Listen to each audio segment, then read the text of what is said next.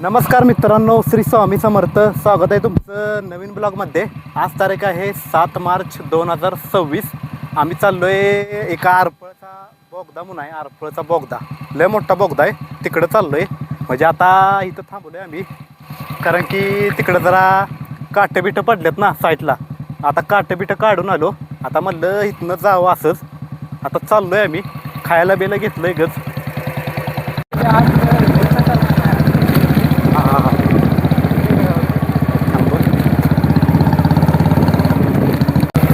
मित्रांनो, आलोय बघा आरपळचा बोगदा. तुम्हाला दाखवतो. ह्याच्यातनं गाड्या पिढे जाते त्या, म्हणजे बाग जमिनीच्या खाली बोगदा आहे. हे बघा बोगदा आहे बाग. इथनं सुरुवात होत्या बोगद्याची. बाग आम्ही जमिनीच्या खाली आली बघा. हे बघा वर बाग जमिनीच्या खाली आली. तिथनं बघा डायरेक्ट दुसरा रस्ता आहे कुठेतरी, तिथं निघते वाटतं. म्हणजे मी कधी आलो नाही इकडं. की बघा किती खाली बोगदा. हे बघा इथं बोगदा. किती मोठं बोगदा आहे बघा. काय नाही ना ह्याच्यात.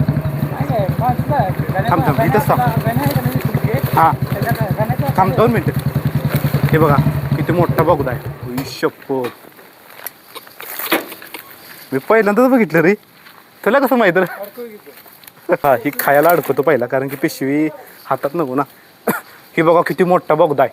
आम्ही पाक जमिनीच्या किती फूट खाली आलो रे आपण? आम्ही पाक 20 फूट जमिनीच्या खाली आलो बघा इथनं. हे बघा, हे बघा किती मोठा बोगदा आहे. पाक जमिनीच्या खाली बोगदा आहे. आले की असं भ्या वाटायला लागले रे.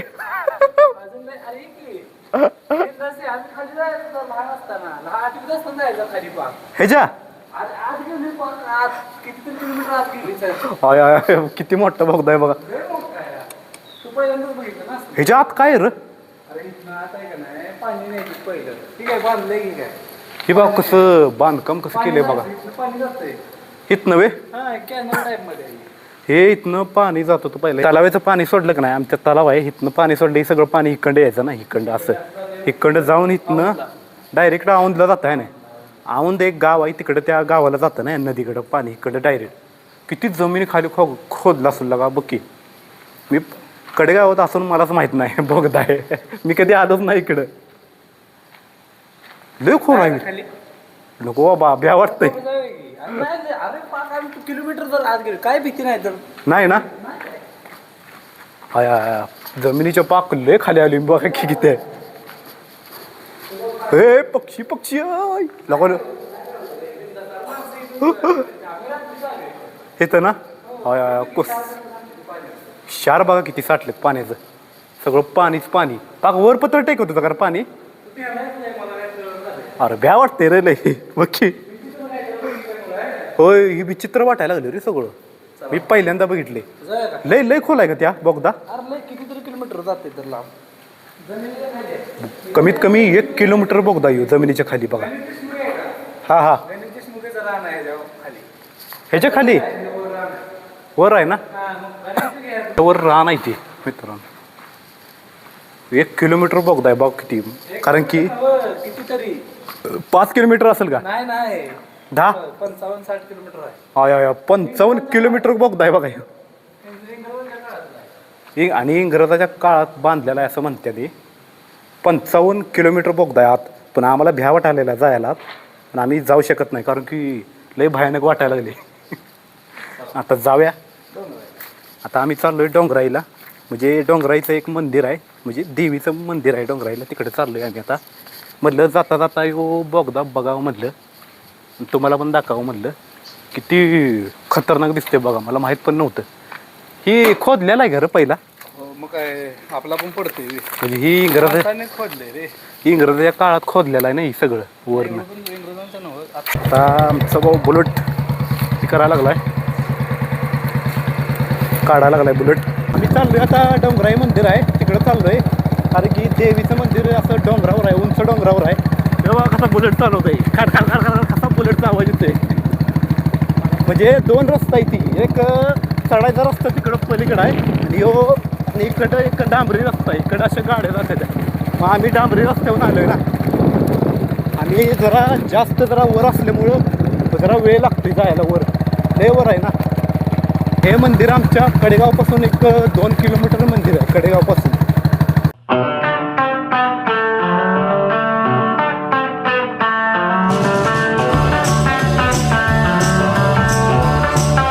व आणि सावकात चालावं म्हणले होते कारण की हरिण चित्ता बित्ता आहे तिथं.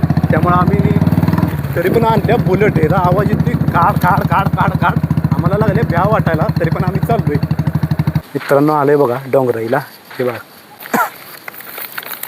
ही पिशवी अडकवतो इथं कारण की पिशवीत खायला बेलाय. तिथं पण काही नेत नाही एवढं कारण की हातात धरलं की ते हात दुखतोय ना. त्यामुळे मला पिशवी ठेव. झाडं बघ कशी जंगलागत झाड आहे ती सगळी. काय डोंगराईचा परिसर आहे वर. इथनं पायऱ्या आहेत त्या. हे स्टील तर दिसते का ना. इथनं पायऱ्या आहेत त्या. पायऱ्या कमीत कमी एक ना म्हणजे 300 पायऱ्या आहेत त्या. आता आम्ही वर चाललो आहे. मंदिर आहे वर. वर आहे पाक डोंगराईचं मंदिर. हे बघा किती पायऱ्या आहेत त्या. 300 पायऱ्या आहेत एवढ्या. आता इथनं आम्ही चाललो आहे चालत. हे बघा आलो आहे आम्ही. हे मंदिर अजून किती पायऱ्या अजून 20 पायऱ्या राहिले त्या. हे बघा मंदिर आहे वर. दम मारला सोडून. हे मंदिराच्या खाली भैरवनाथाचं मंदिर आहे. आत खाली पहिला. आणि मुख्य दरवाजा आहे मंदिराचा ह्यो. हे बघा आलोय. ह्यो मुख्य दरवाजा आहे काय. डोंगराई देवी मंदिर तीर्थक्षेत्र कडेगाव. आता इथनं नजरा दाखवतो मला. हे बघा कसा नजरा दिसतोय. एवढ्या वर आलोय आम्ही. आपलं गाव कुठं आहे रे. आटपाडी. आमचं गाव ते तलाव दिसते मला. तलावाच्या पलीकडे आहे. एवढ्या वर आली मी पण भारी वाटते वातावरण. तलाव कुठला आहे यो. कुठला आहे तलाव. नेरलीच आहे ना. आपला तलाव आहे तो. कडेगावचा तलाव आहे तो. कडेगावला पाणी येते. हे सगळं एवढं पाणी आमच्या कडेगावला येते. कडेगावचा तलाव आहे. जाऊया आता. चप्पल काढूया पहिला.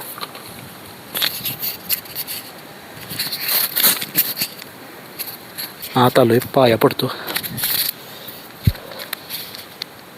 पहिला. पाया पडत गेलो. हे बघा मुख्य दरवाजाला आलो. पाया पडतो.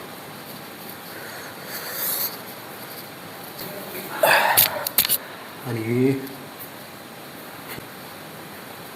इथनंच पाया पडतो.